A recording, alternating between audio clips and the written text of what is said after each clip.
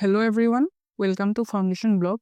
In this video, we are going to discuss about the laws of exponents.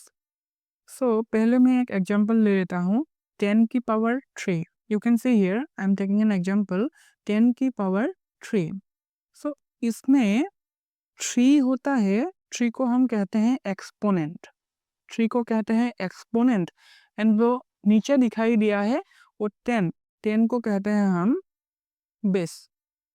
10 की power 3 का मतलब है कि 10 इंटू 10 इंटू 10 मतलब हमें 3 टाइम्स 10 को मल्टीप्लाई करना होगा। तो हमें तो पहले ये जानना है कि लॉस ऑफ एक्सपोनेंट्स का काम क्या है। तो मैं पहले ही बता देना चाहता हूँ कि loss of exponents makes the calculation easier. मतलब जो भी एक्सपोनेंट दिया हुआ क्वेश्चंस होगा उनको सॉल्व करने में हमें काफ़ी मदद मिलेगा। तो एक एक करके एक्सपोनेंट का रूल्स या लॉस को देख लेता हूँ। तो पहला ही है हमारा a to the power m into a to the power n। यहाँ तो m है एक्सपोनेंट और यहाँ n है एक्सपोनेंट और बेस दोनों में सेम है a। अगर ऐसा मिले हमें तो हमको क्या करना है, दोनों एक्सपोनेंट को प्लस कर देना है, m प्लस n हो जाएगा a to the power m plus n। मैं एक एग्जांपल लेता हूँ 3 square into 3 to the power 5। यहाँ पर दोनों में बेस सेम है, मतलब यहाँ हो जाएगा 3 और एक्सपोनेंट को हमें प्लस करना होगा 5 प्लस 2 या 2 प्लस 5 मतलब क्या हो जाएगा 3 इंटू 7। मतलब हमें 3 को कितना टाइम्स मल्टीप्लाई करना होगा 7 times. 3 into 3 into 3 into 3 into 3 into 3 into 3।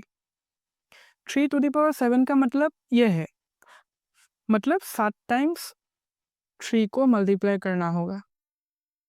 कभी कभार हम लोग ऐसे भी लिख देते हैं कि 3 टू द पावर 7 का मतलब है 3 इंटू 7। ऐसा नहीं है, ऐसा आप लोग कभी मत करना, ठीक है।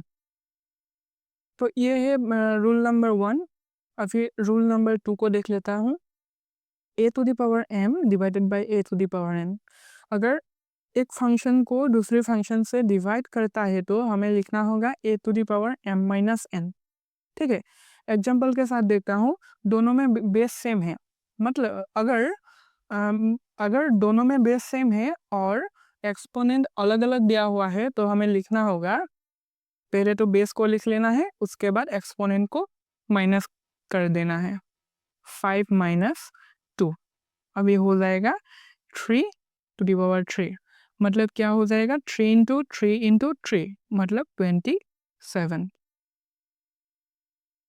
अभी rule number 3, A B to the power m, मतलब दोनों इनमें बेस अलग अलग दिया हुआ है लेकिन पावर सेम ही है, तो उसको हम लिख सकते हैं a की पावर m इंटू b की पावर m, ठीक है। मतलब पावर को हम अलग अलग करके दिखा सकते हैं अलग अलग बेस के लिए। हमें दिया हुआ है 3 इंटू 4 पावर 5, ठीक है। अभी हम इसको लिख सकते हैं 3 की पावर 5 इंटू 4 की पावर 5, ठीक है।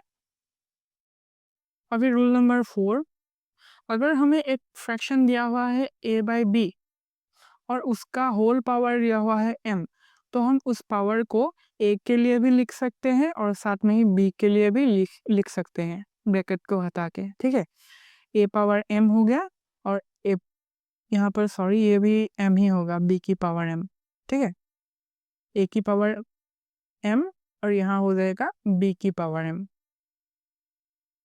देख लेते हैं एग्जाम्पल के साथ 2 स्क्वायर एंड 3 स्क्वायर हो जाएगा, यहाँ पर 2 स्क्वायर और यहाँ पर हो जाएगा 3 स्क्वायर। और अगर किसी भी नंबर के पावर में 0 होगा तो उसका वैल्यू हमेशा क्या होगा 1 होगा। फॉर एग्जाम्पल 2 की पावर 0 मतलब 1, 5 की पावर 0 मतलब 1।